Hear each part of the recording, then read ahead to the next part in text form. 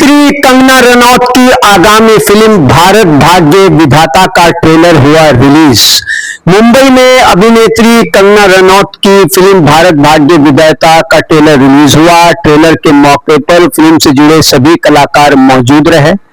इस दौरान अभिनेत्री कंगना रनौत ने फिल्म के बारे में मीडिया से भी बातचीत की और मीडिया द्वारा पूछे गए कई सवालों का कंगना रनौत ने जवाब दिया। के अंदर मुहिम छेड़ी गई थी 400 जिंदगियां बचाने की, और उस सब में ये जो अनसीन हीरोज हैं, इनका एक बहुत बहुत बहुत बड़ा योगदान था। मैं चाहता हूं उनके लिए और ऐसे न जाने कितने सारे ऑर्डिनरी लोग जो एक्स्ट्रॉर्डिनरी काम करते हैं, उनके लिए एक बार जोरदार तालियां हो जाए। Yes, we got to make some noise, of course, for these people, and especially thank you to all our eminent journalists, our photographers, our videographers, and everybody who's present over here. Because नीचे एक wall लगी हुई है, जहां पे we've seen Shravan, we've seen a lot of you have sent in these names.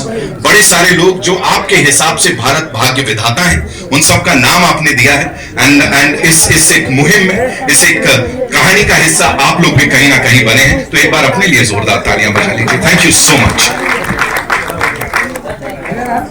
Alright, so without any further ado, I'll just take this moment and welcome you on behalf of some very important people. Ben Studios, Manikarnika Films, Paramhans Creations, Unoya Films, Floating Rocks Entertainment. These are the people who've made it possible, ladies and gentlemen. उनकी वजह से इन unseen heroes की कहानी आपके और हमारे सामने आने वाली है। So without any further ado, it's time to play the trailer exclusively for all you lovely people. But for that, you guys have to make some noise. Runa ma'am, come on, you guys have to make some noise. Wow, wow. As I said, loving the energy. All eyes towards the big screen, ladies and gentlemen. हो जाए। बेहतर है कलाकार मानो ना मैं अपने आप को कितना भी ग्रेट मान सकती हूँ, लेकिन ये सच्चाई का मुझे आभास हो कि अगर मैं उन लोगों के बीच में नहीं गई होती तो I would have been so incompetent in this role. आप एक कलाकार के बबल में सुबह उठते हैं, प्रोटीन शेक पीते हैं और जिम जाते हैं, उसमें रह के आप अनुमान नहीं लगा सकते कि एक वास्तविक जिंदगी कैसी होती है।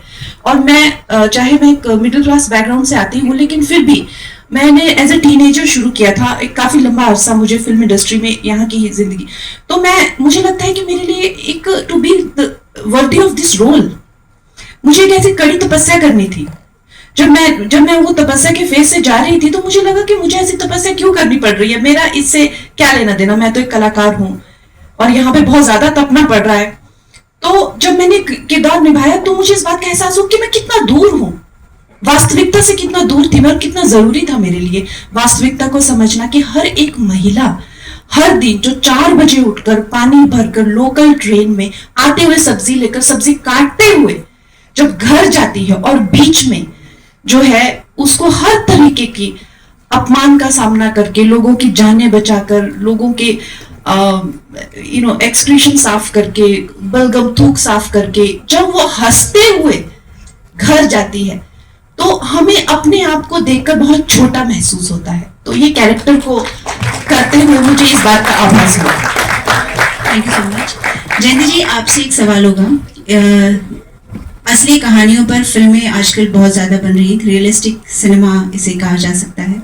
तो इस तरीके की कहानियों को बनाने की एक प्रेरणा जो है, वो एक क्या सोच रहती है आपकी, जो इस फिल्मों के लिए, इन फिल्मों के लिए आप हाँ कहते हैं? ये जैसे रियल लाइफ की फिल्में जो बनती है ना, उसके चांसेस बहुत ज्यादा है लोगों तक पहुंचने के लिए, और लोगों को बहुत अच्छी लगती है क्योंकि आप दिव्य भास्कर से हैं, जयपुर दैनिक भास्कर से, तो इसका भी प्रीमियर पहली बार जोधपुर में हो रहा है।